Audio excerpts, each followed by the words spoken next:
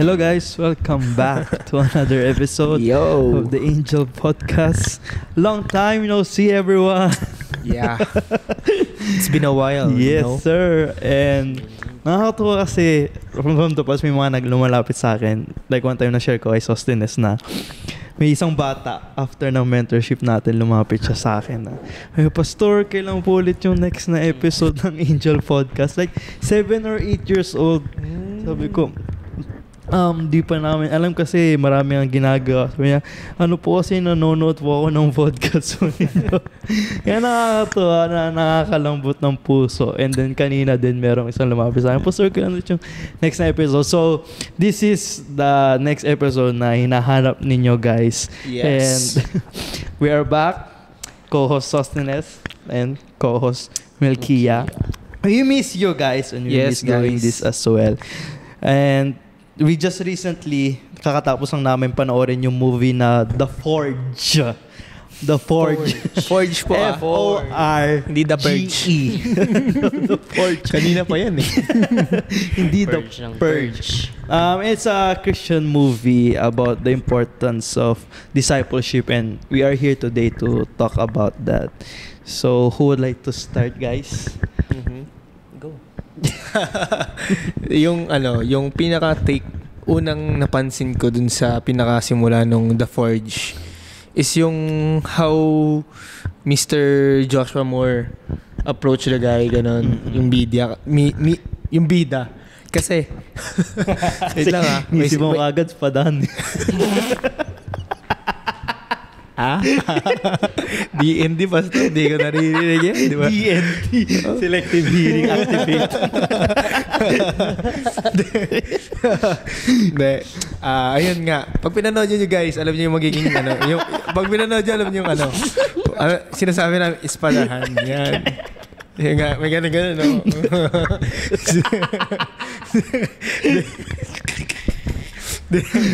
we just have to get it out of the way kasi nakikita ko sa mukha ni Melkia gusto na agad banggitin yung spot. Pero nahihiya. Hindi, yun nga. Yung unang meet-up nila na yun yung pinaka naging ideal na gusto kong maging as a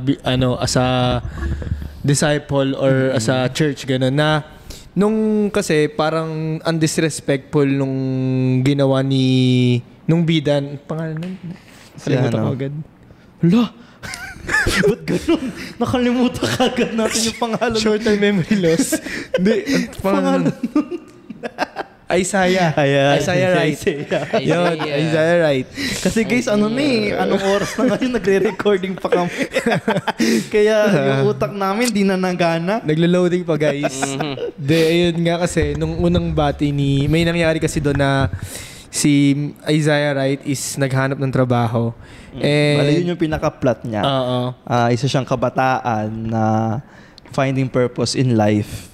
Yeah. And yun ang pinaka-goal niya doon is makahanap ng trabaho. Yun nga na unang parang undisrespectful nung actions niya, the way he speak to the tapos nung nalaman niyang president pala yung kausap niya, parang naasar siya na palpak agad, ganun. Pero yung president na yon nung company na which is si Mr. Moore, hindi niya tinake yun as a bad thing or ang bastos naman nito, huwag ko na nga kausapin. Pero, di kasi siya Pilipino. Oo. kung baga kung ano yung ginawa siya, hindi niya gagawin. Pero, hindi yung pinakita ni Mr. Moore na attitude, kundi we have different kinds of problems, ganon, situations, and he chose to understand na kung ano yung situation ni Isaiah Wright, siguro may nangyayari din, may problem, kaya inintindi niya yun, and yun yung gusto kong maging ako. Kumbaga na kung ano yung pinapakita nilang attitude, hindi ko i-adapt yun based sa kung ano yung ginagawa nila. Dapat ma-establish sa akin yung right manner na kahit pangit yung pinapakita nila sa akin, dapat maging maayos pa rin yung pakikitungo ko sa kanila. You don't treat them the way they treat you. Hindi niya sinasabi ni Mr. Moore nung mini-mentor niya na si Isaiah na even though they disrespect you, wag mong papatulan yung parang ganun wag mong papatulan or wag mong sasabayan yung disrespectfulness nila sa'yo kasi kung ano yung gusto mong i-treat nila sa'yo, ganun yung i-treat mo sa kanila. Ganun yung it is biblical, di ba? Yes. Na yun nga, love your neighbors, ganyan. Kaya yun yung isa sa mga nakuha ko. And isa pa dun sa... Huwag mo naman kwento lahat, baka kwento mo na yung buong movie. Sige, I mean, kung ano lang yung, like, kung ano yung naging impact sa'yo, pero without sharing much of the plot. This is not a movie review. This is a reaction video. Wala na, kinabahan na tuloy siya. Ikaw muna. Ikaw naman. So, yeah. Ano mo, impact sa'yo na ha? Yeah. Which is true. We need to have not sympathy for people, but empathy, understanding of, what they're going through. Yeah. Hindi yung nga, bastos naman ito, huwag mo kausapin. Yes. Pero we need to understand. Ba't kaya nagkaganon sila? Which happens in many other movies, they are the main character or is like galit na galit sa lahat, ganon. Pero when you come to see their past, you understand why they act like that, why they react like that, and which is with all of us, diba? We all go through stuff sometimes, and we catch ourselves acting like, a little mad at everything. But that's where it struck me as well because, I've been in that position.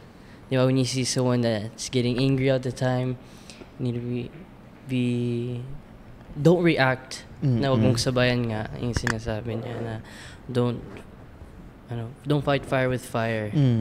Yes. Because nothing's gonna be solution. Yeah. Nothing's gonna be solved if you do that. And another part of the movie is when was about his father since his father was absent. His father's a truck driver. My dad's a truck driver. Oh my goodness, this movie's for me. What about incidents? Isaiah. Is that you? Isaiah. So yeah, like his father was absent, and he had like sama ng loob sa kanya. May mga promises that he didn't fulfill as a father, and that stuck with him. Kaya meron siyang galit sa kanyang father. Resulted to bitterness. Bitterness. So, pero when he came to Christ, personally for me, it's the same thing because when I learned to forgive, that's where, I said to God, I forgive my dad sa mga ginawa niya because I myself, I wasn't a perfect child to him. So who am I to not forgive him? And also, binanggit din sa movie that God forgave us. Yeah. So who are we to not forgive? Yeah. Yes. So yeah, that's more of what I got from the movie. Ako, another thing na nakuha ko doon, yung kanina kasi yung parang may nagsabi kanina habang nanonood tayo na ganoon naman talaga minsan usually yung sa ibang tao pa tayo natututo ganun imbis na sa magulang natin. Yun yung isa sa nakita ko na may problema. Kasi minsan hindi rin doon sa part ng magulang kundi minsan sa part din sa sarili ko ganun na parang nagkakaroon ng familiarity na kung ano yung sinasabi nila nawawala na ng bahala, ganun. Kumbaga, yun na naman siya, paulit-ulit na, ganyan. Pero pag sa ibang tao, nakikinig tayo. Which is, dapat sa pamilya mo, dapat yung pakikinig natin, isa pamilya muna. Like, dapat, kasi may ganun akong side na pag sa family ko ganun, medyo familiar na, ganun, medyo hindi ko na pinapakinggan, pero pag ibang tao nagpapangaral ganun yes men yun nga pero dapat sa sarili ko na mawala yung boundaries na yon or yung wall na yon para magkaroon pa lalo ng deeper intimacy kaya yun din siguro nagiging problema ko kaya walang ganong intimacy between Selective hearing kasi. Naka-D&D palagi. D&D, no?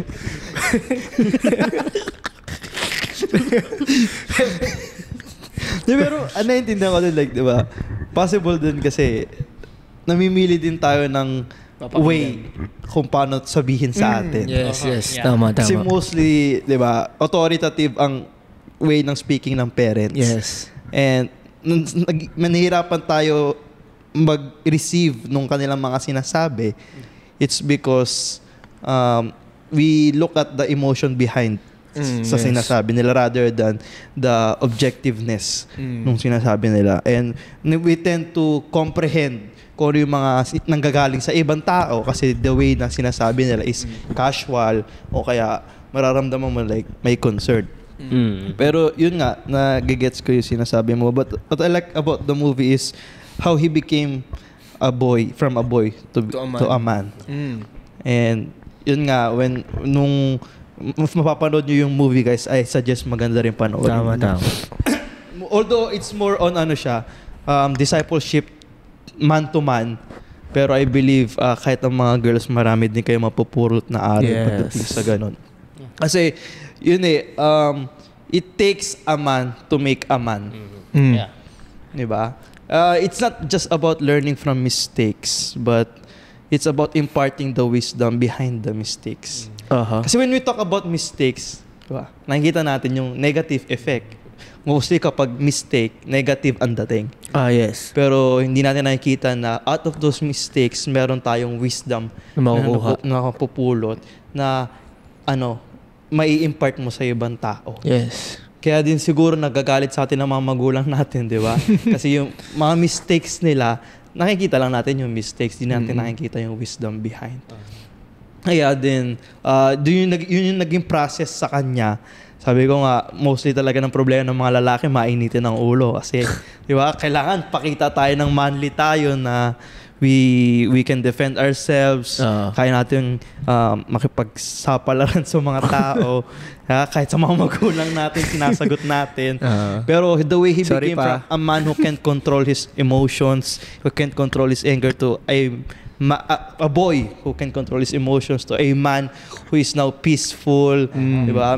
Merong joy within na kahit sa labas may problema pero iba meron nga siya nabanggit na I've never felt like this before.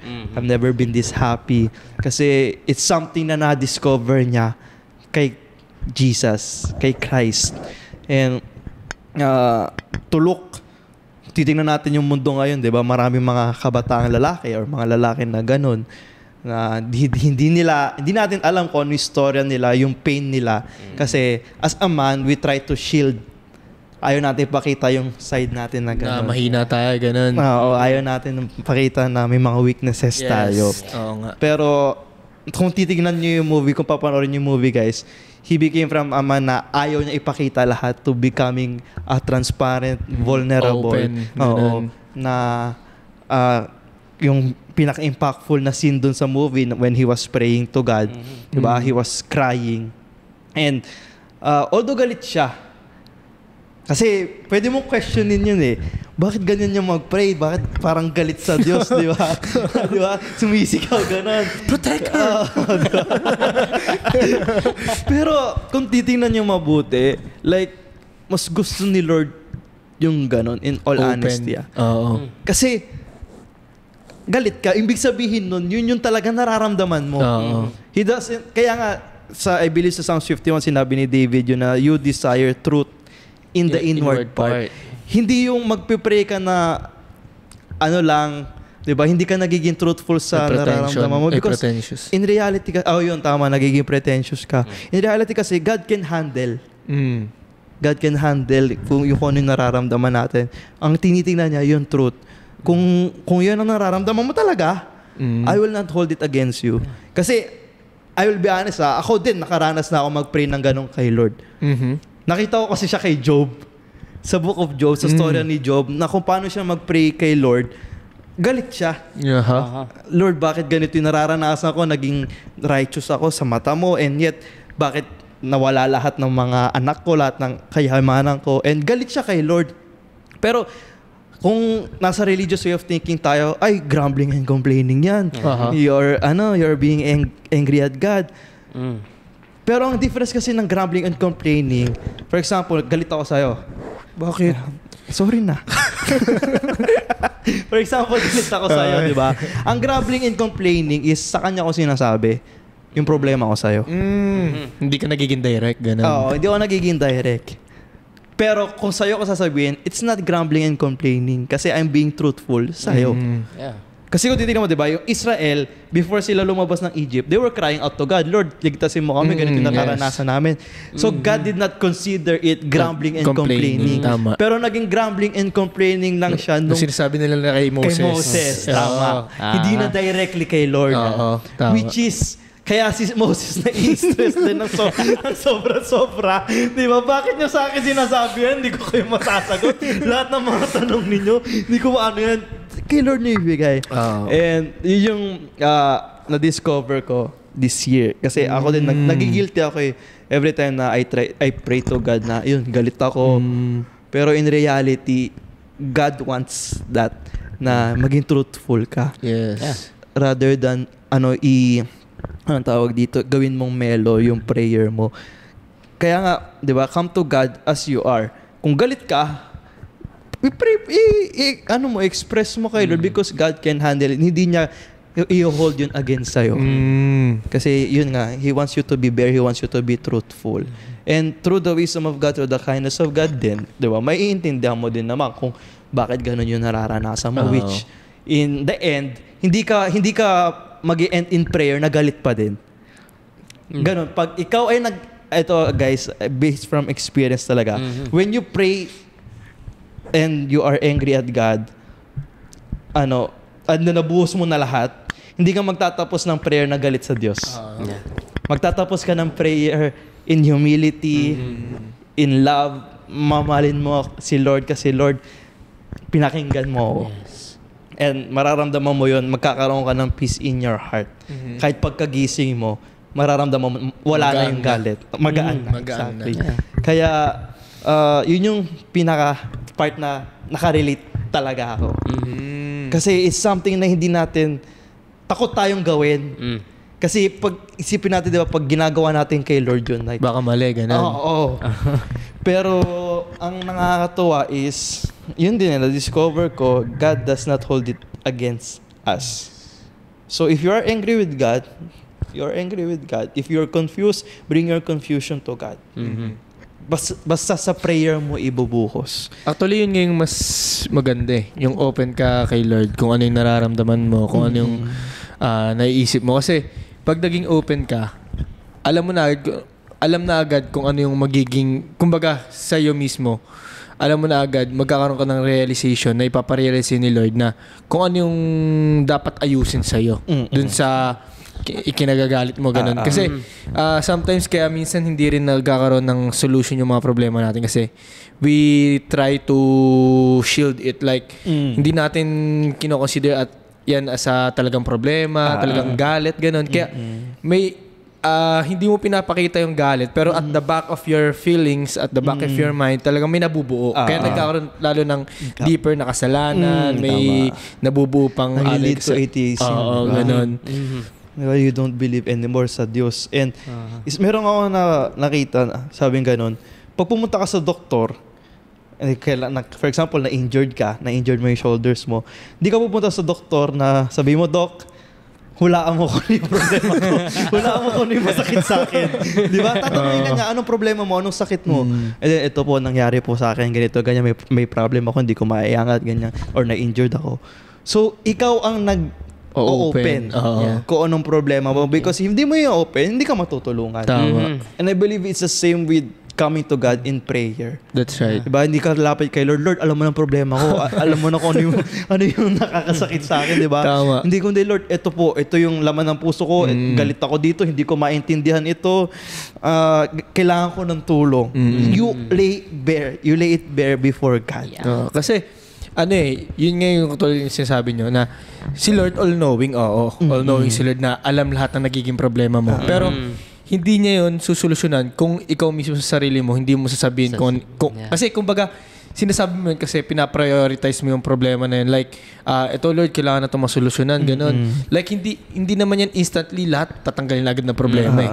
Like, kung ano yung sinasabi mo kay Lord, yun yung bibigyan ng solution, ganun. Kasi, halimbawa, may sumasakit sa'yo, yun nga, sa doktor. Possible, sumasakit din yung tiyan mo, pero hindi yung sinasabi mo. Kasi yung gusto mong urgent na masolusyonan, yung balikat mo agad, di ba? Ganun din kay Lord na hindi dapat, hindi yung Lord, alam mo naman yung mga pinagdadaanan ko, kayo na bahala. Diba? Pero kailangan nandun yung pagiging direct eh. Na talagang yun yung sasabihin mo kay Lord na, Lord, ito yung problema ko. Para alam mo rin kung, I mean, makikita mo rin yung progress na God answered your prayers. Ganun. Kasi pag halimbawa in general, tas eto, naging okay na. Hindi mo mapapansin, di ba? Tama. Kaya nandun yung pagiging ungratefulness, gano'n na may naging okay na dito pero di mo pa rin pinapansin. Kasi general yung pinag-pray mo, di ba? And you're not going to appreciate what God did if you don't put effort into it. That's right. If you don't show na you're transparent with God, how is He going to help you, di ba? Kung hindi mo, you're not going to express what you actually feel, o kaya tamad ka mag-express na sa anong gusto mo mangyari, or whatever you feel, or whatever, di ba sabi sa Bible, like, lagi ko ito binabanggit, cast your cares upon God. Utos ni Lord yun, di ba sabi mo? Cast your cares. So, inutos ni Lord, but it's an invitation, di ba? Why not? Tama. It helped us. It helps you. It helps me personally. Dahil, yung scene na yan when he was crying to God, I believe that is something we all go through. Totoo. Because, me, di ba sa bahay, mag-isa lang ako doon sa kwarto. That's a place na... No, I mean, that's where what you call it, I've cried there so many times. Yes, sir. I can relate. Yes, because it's a canon event. Pero yun nga, di ba? Yung way na God looks at a man is different from how the world views a man. Oh, yes. Yung makikita talaga natin yung contradiction na malayo talaga ang standard ng mundo sa standard ni Lord. Kasi di ba pag lalaki ka, huwag ka magpapakita emotion. Huwag kang iiyak. Oo, kang iiyak. Mahina ka pag umiiyak ka.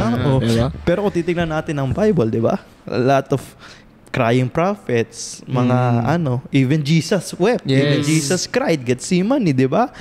So it's not something na dapat nating i-discourage. It doesn't mean na umiiyak ka. Mahina ka. Oo, and doesn't mean na umiiyak ka, hindi ka nagtitiwala kay Lord o kaya hindi mo mahal si Lord. It's something na kung saan nararanasan talaga natin. And something na hindi dapat natin i-ignore. Kasi when you ignore, that's not the solution. Yes. Hindi naman solusyon yun. Kapag ini-ignore mo, maaring mawala, babalik din yan. At kung babalik yan, hindi ka pa rin handa kung paano mo ayusin, di ba? Yes. Pero when you come with your emotions, with your feelings to God, di ba? Dala-dala mo yun, then malalaman mo kung paano maaayos. Possibly may change of mind, change of heart, di ba? Kaya God will make you stronger. So, that's what makes God a perfect Father. Sabi nga, be perfect for your heavenly Father is perfect. Hindi sinabi na, be perfect because your God is perfect. Be perfect because your heavenly Father is perfect. So, as sabi ko nga kanina, di ba, ang hirap kasi talaga ng isang lalaki na wala kang ama. Father It's figure. something that is critical in the life of a boy na merong ama. But God is encouraging us and sa mga nanonood, diba, maaring lalaki kayo or babae, maaring wala kayong father o kaya meron kayong father and yet hindi nyo masyadong ramdam. Emotionally absent. Diba? Emotionally absent o kaya masyadong tutok sa trabaho. But there's always a father's always present. Yes. The Heavenly Father, God above, na kung saan He's always there, just one call away, one prayer Yes. away. And the prayer is not about length eh. Hindi naman pahabaan yan eh, kundi talaga yung weight. Ibig sabihin ng weight na kung ano talaga yung laman ng puso mo, kung ano yung bigat ng puso mo. Yun nga, cast it to God. And God would love to hear it. Mas gusto ni Lord marinig. Mas gusto ni Lord sa'yo manggaling. Yes. Kasi through that action, through that prayer, pinapakita mo sa Kanya na, Lord, hindi ko na kaya to. Diba? Binabato ko sa'yo, cast your cares. When it means cast, hindi naman like ino-offer mo lang, kundi binabato mo talaga. Kasi yun nga, merong certain burden na bigat na hindi mo na kaya, hindi mo na carry. And God would like to take it from you. Pero hindi naman niya kukunin yung kundi mo ibibigay. So, it all, andun din talaga yung essence ng prayer. Power of prayer. Prayer is not about just asking God for something, but it's about having fellowship. Conversation. Yeah. Intimate Talking. time with your father. Yes. With your dad. Yan yung mga times kapag nagpipray ako, sinasabi ko, Daddy, kasi Daddy yung tawag ko sa father ko. Dad, gano'n. Like, ang sarap sa feeling kasi, yun nga yung, ako hindi ko pinapansin dati. Ako, 26 years old na ako, pero sabi ko nga, simula 1 year old ako hanggang 25 years old ako, never ako naging prayerful. Hanggang sa pumasok tong taon na to, 2024. Itong 2024 na to, itong halos matatapos ng 2024, advance Happy New Year sa lahat. Yun. Matatapos ng 2024, I have never prayed so much. From this, galing lang dito sa taong ito, sobrang naging prayerful talaga ako. Like, everything nung nararamdaman ko, binubuhos ko kay Lord, kinukwento ko kay Lord. Bakit throughout the year, syempre, laking church po kayo, di ba? Bakit throughout your existence po, this year, existence no? Okay, sige, ituloy. Throughout your existence, bakit this year lang yung nandun yung transition yun or yung critical turning point na mas lalo pang maging prayerful? Never ko nakita yung need ng prayer. Kasi in the back of my mind, di ba? Yun nga, I don't know how to pray. So when you don't know how to pray, malaking chances you will not pray. And you pray, kumbaga sa natural na mundo, makikipag-usap ka lang sa kaibigan mo na lalaki kapag punong-puno ka na. Hindi ka makapag-usap sa kanya kapag yung problema mo maliit pa lang kasi di ba, maaaring asarin niya ako. Di ba, masyado kang sensitive, ganito, ganyan. Pero pag napuno na ako, saka lang ako mag-open sa'yo. And that's how I treated God. I only come to God kapag punong-puno na ako. Pero kung kaya ko pa, Lord, diyan ka lang. Diyan ka lang. So, pinakita sa akin ni Lord yun, paano mo ma-develop yung relationship mo with me if you do not talk to me? If you only talk to me kapag puno ka na. If you only talk to me if you need something.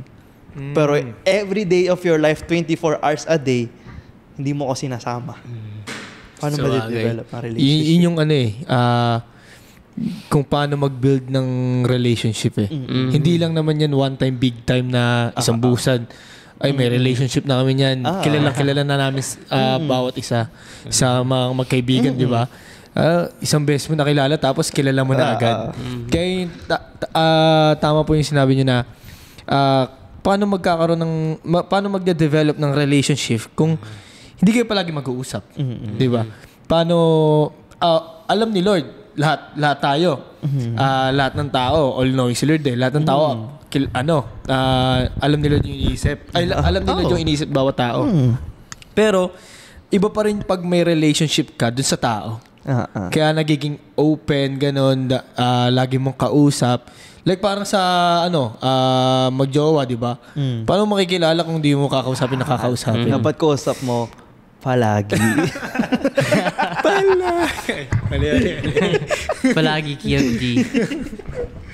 Pero yun nga, it's just a good question kasi I believe hindi lang para sa akin yung tanong na yan. Yes.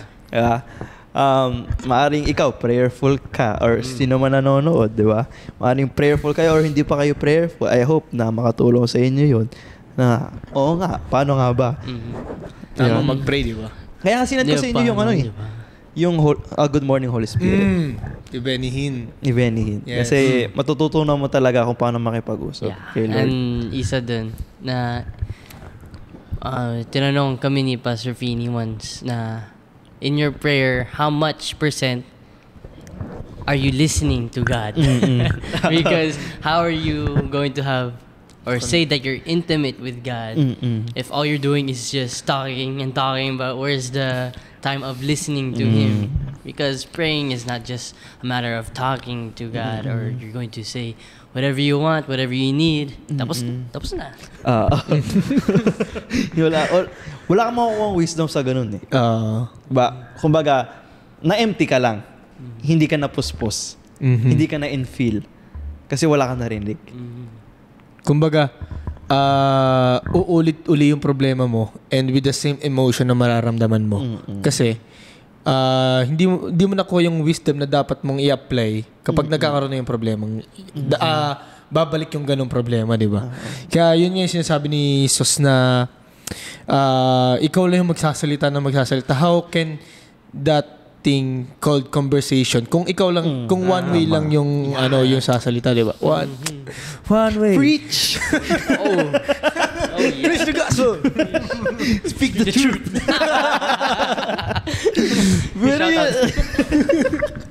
Pero di ba, like sabi nga, kung si Lord ay all-knowing, sino dapat ang nagsasalita? Diba?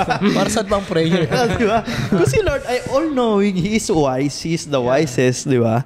Sino dapat ang nagsasalita? Sino dapat ang nakikinig? Siyempre, kung ang estudyante, mas madadal kaysa sa teacher. Walang matututunan. Diba? Walang matututunan.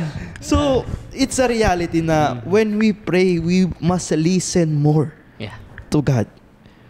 In fact, doon nga nakaka-tempt kasi while you're waiting for God to speak to you, andun yung aantokin ka. Andun yung magdi-distract ka ng cellphone. Andun yung, di ba? May mga distractions. Pero, yun yung isa din sa natutunan ko, you must fight through that. Kailangan mo labanan yun. Ay, may mga times na magpi-praise and worship ako, then babasa akong Bible, and then when I pray, sabi ko, Lord, speak to me. At wala na akong ibang gagawin, wala na akong ibang sasabihin hanggat hindi ko naririnig si Lord magsalita. So, question, si Lord nagsasalita hanggang? Yes, guys. Si Lord nagsasalita. Si Lord ay nangungusap hanggang ngayon. Maaring in your level of maturity, ang tinitingnan natin ng pangungusap ni Lord is through circumstances, through situations. Pero kapag ikaw ay nag-grow, maririnig mo talaga yung voice ni Lord, number 1, through His Word, and number 2, through the Holy Spirit speaking to you. Kaya we must learn how to listen to the voice of God. And pag nagsalita na si Lord, actually wala na, eto talaga, pag si Lord nagsalita na, after niya magsalita, nakakalimutan ko na yung mga gusto kong sabihin before pa siya magsalita. And in the end, nagkakaroon na ako ng gratefulness, thankfulness na, Lord, salamat po sa wisdom mo. Hindi dahil sa meron na naman akong bagong maituturo, kundi meron akong something in me na nag-grow na naman. May improve. Yes, may improvement, may development. So, yun yung kagandahan dun sa movie. Diba? Kahit even din nagkaroon sila ng situation sa work, they leaned on the prayer. Yes. Oo nga, no? Diba? Sabi nga nung lola, she has never prayed for a robot. Kasi, robot. So may robot doon sa movie. May robot, may espada. Yeah, espadahan ng mga robot. Pero yun, they lean more on prayer. And tama yung sinabi nyo yung dalawa na, yun nga, if hindi ka nagiging specific sa prayer, you will not be thankful to God. Kasi kapag general, di ba? Like, Lord, hindi ko to pinag-pray. Ito talaga yung gusto kong pag-pray. Pero hindi ka naging specific. So, pag in-answer ni Lord yung prayer mo, hindi ka magiging thankful kasi hindi ka talaga naging fully specific or transparent dun sa naging prayer mo. So, yun yung nangyari dun sa situation dun sa movie. And then, they were grateful. Yes. Diba? Doon nakikita yung recognition nila na kasi yun yung pinag-pray nila. Oo. Di ba? And may reward. Mhm. Because in fact, yung naging resulta is exceedingly and abundantly more than They can think, di ba? they ask or imagine. Ephesians 3:20. Yes. God can do and give exceedingly more than we can ever ask or imagine. So when we specify our prayers, God can take your prayers and then take it on another, Another level. Take it to level, yes. another level. Because that's the word of God. God does not lie. Kaya we need to be specific when it comes to our prayers. And I believe yun din yung nag-cause kung bakit talaga nag-mature si Isaiah. Kasi natuto talaga siya yung power ng prayer. Yeah. And one thing I like about the movie is how God moves. Di ba? As He's praying, may ginagawa na si Lord. At maaari na yung movie, 1 hour, 2 hours lang. Hindi naman dapat yan ang may expectation natin, di ba? Na kapag, pray tayo, may nangyari na. Pero the movie is on the course of more than 1 year. Yes. Kaya, dun na makikita na that's not our expectation na isang prayer na, kumikilos na sila. Siyempre, I myself have to be patient. Yes. It's not, God will give me whatever I want. Immediately. Magkikilos siya agad. And sometimes, our prayers reach a long time, di ba? Yes. Baka masagot or may mangyari. So, ayun nga. Yeah. And lastly, we would like to talk about is the importance of discipleship. Yeah. To surround yourself with people who will encourage you, love you, and be you. be your accountable level. Kasi yun nga, sanay tayo kasi ng, di ba, barkadahan, masaya. Pero when it comes to, talaga, accountability, women.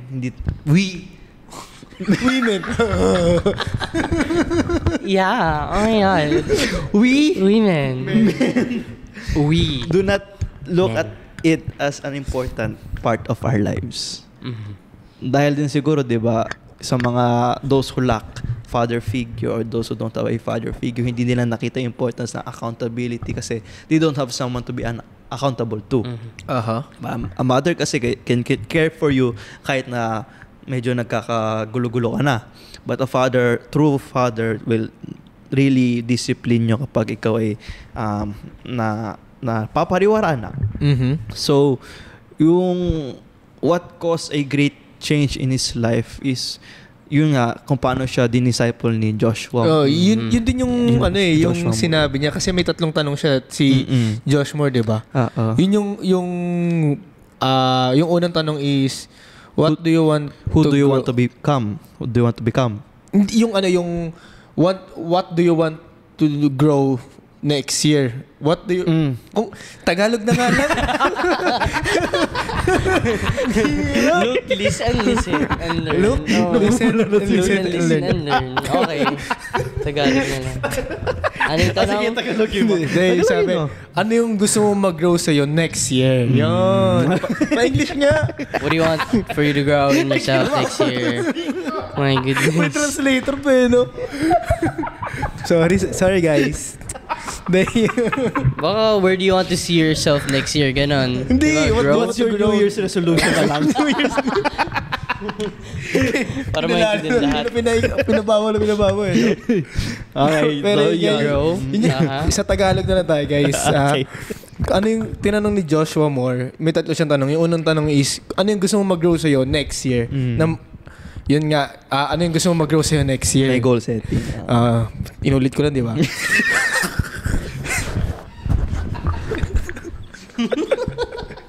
Sorry, guys. Di ko natutuloy, di ba? Basher ako sa sarili ko. Tipo hindi na nga namin pinapansin. Pinabuking mo po yung sarili mo. Sorry.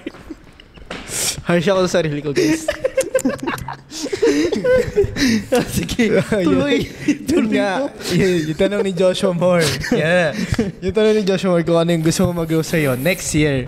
Tapos, sabi ni Isaiah Wright doon, gusto kong maging matuto maging responsible or mag-take responsibility. Kasi yun yung una sinabi sa kanya ng nanay niya, di ba? Kailangan ba magiging responsible ganun sa buhay mo?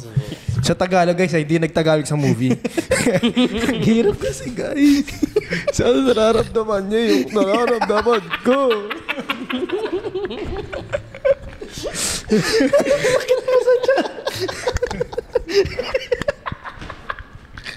Misis ka, patapos na tayo eh. Di na to seryoso, guys. Aray ko. Parang init. Dito na ako.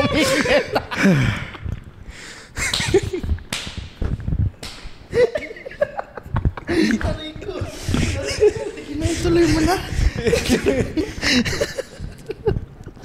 Ulitin ka ba uli? Saan ko ulitin, guys?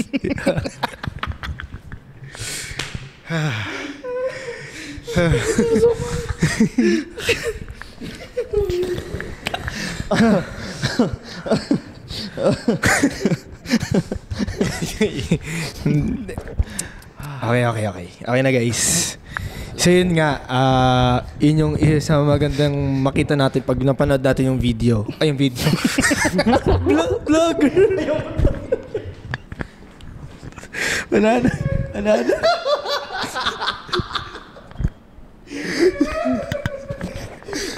Sorry. Wala. Isip ko kasi, utak kasi naglo-loading na eh.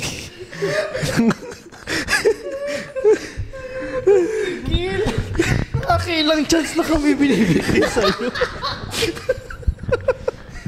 Pre, parang awa mo na. Ang ganda na sana sasabihin ka eh. Aray ko, yung kinain ko. Hindi na ako.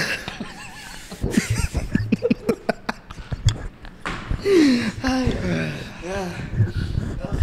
so, malaga yung discipleship. Pero yun nga kasi, tinutukan talaga siya. Tinutukan siya ni Joshua Moore.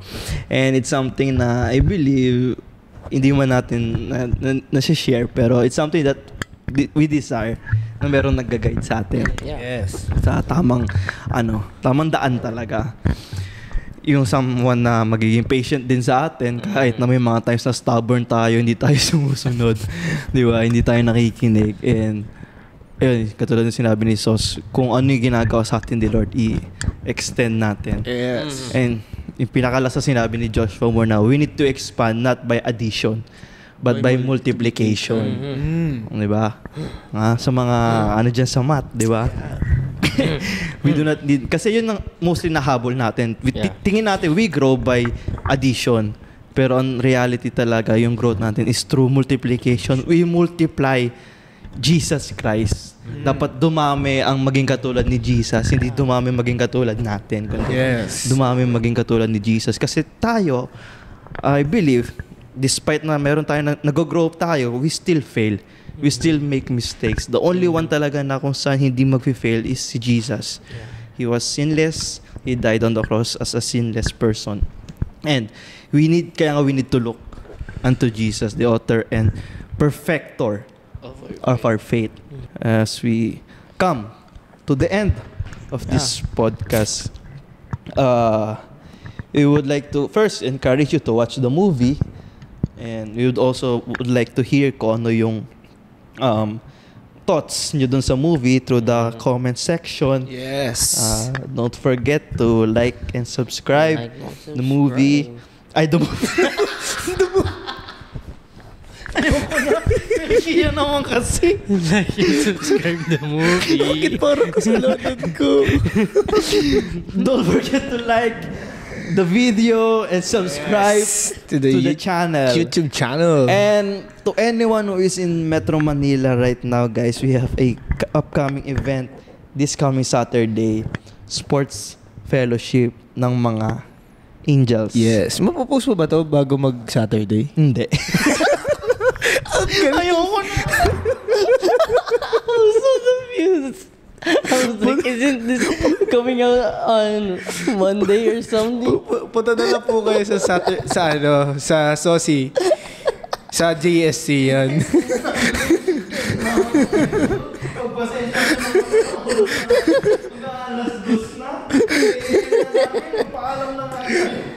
So guys, that's it. Punta na lang kayo guys pag na-post na to. Punta kayo doon. Kami wala kami doon. Kayo, pupunta kayo doon. Siyempre. I'm so done. I don't know. I'm gonna go to sleep.